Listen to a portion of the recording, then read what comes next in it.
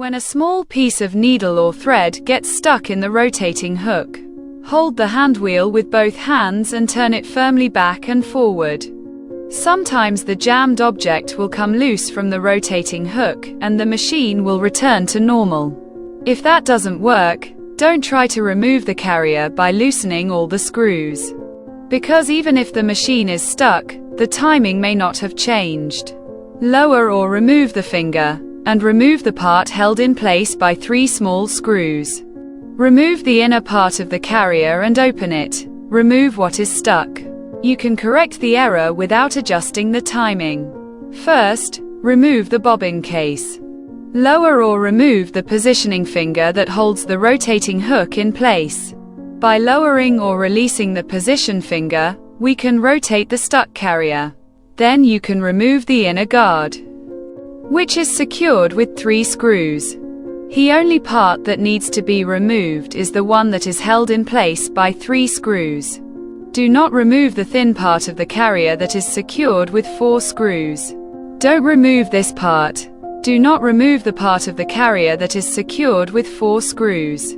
Sometimes, once this part is removed, the machine will stop jamming. If the error is easily corrected that way, reassemble all the removed parts correctly, and check.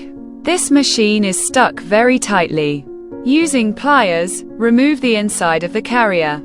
Using pliers, remove the inner part of the carrier where the shuttle is attached and take it out. This rotating hook is so stuck that it cannot be removed with pliers.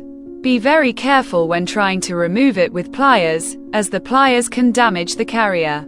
If it's hard to get it out, it's okay to hit it smoothly, as the carrier rotates inside, but be careful. I did that with great difficulty, took it off and picked it up. The dirt is trapped inside these edges I'm showing you now. Here is the stuck piece of thread. Look, there's a piece of black thread here. That's what got the machine stuck. Now, clean out any stuck needle pieces or threads. Even when I raise the rotating hook inside again, it's not easy. Insert the inner part into the rotating hook and rotate it backwards, while rotating the hand wheel forward at the same time. Next, reattach the 3-screw mounting part. When tightening those 3 screws, first attach all 3 screws, then tighten them one by one, gradually. When installing the position finger, adjust it forward and backward with the screw so that the needle passes through the center of the hole in the carrier. One reason the carrier gets stuck is that the carrier is not getting oil properly. The left side of the oil bath, that is, the side with the carrier, see if there is a little oil on the bottom. There can't be a lot of oil, but the bottom of the bath should be oiled. If you feel like the oil isn't getting enough there, turn the screw I'm showing you counterclockwise to increase the amount of oil coming into the carrier.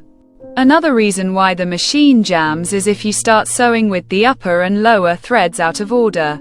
Place the top thread and bottom thread in the back like this and start sewing. If you accidentally push the presser foot lifter while sewing, the thread can get stuck in the carrier. Do not let the foot lifter slide while sewing.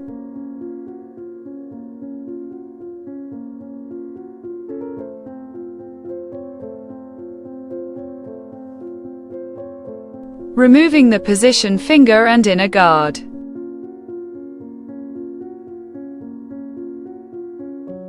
Remove the inner guard that is secured with 3 screws. Removing the position finger. Do you see a piece of purple thread stuck in there?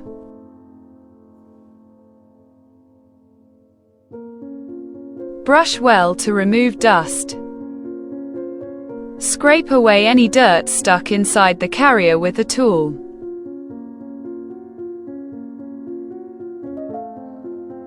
Insert the bobbin case holder and attach the guard.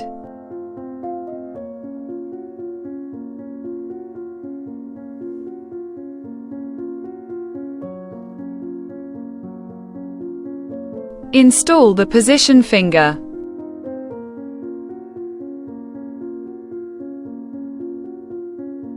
Sometimes when the machine gets stuck like this, you have to adjust the timing.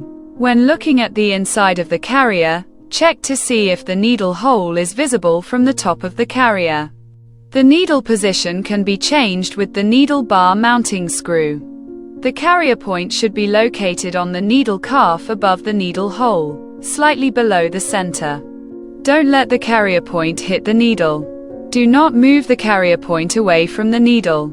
Leave the carrier unattached to the needle, but it has to be very close. Now tighten the rotating hook screw well.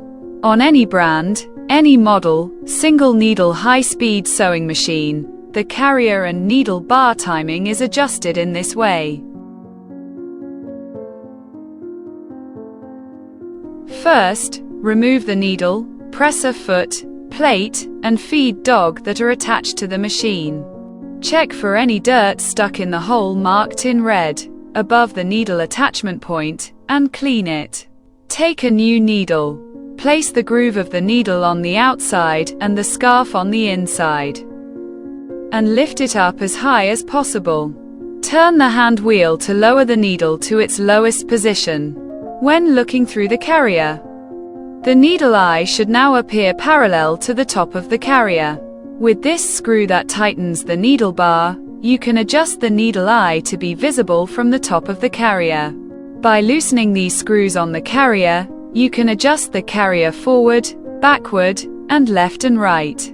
When the needle goes down and comes up again, tighten the carrier screw so that the carrier point is in the middle of the needle scarf or slightly below the middle.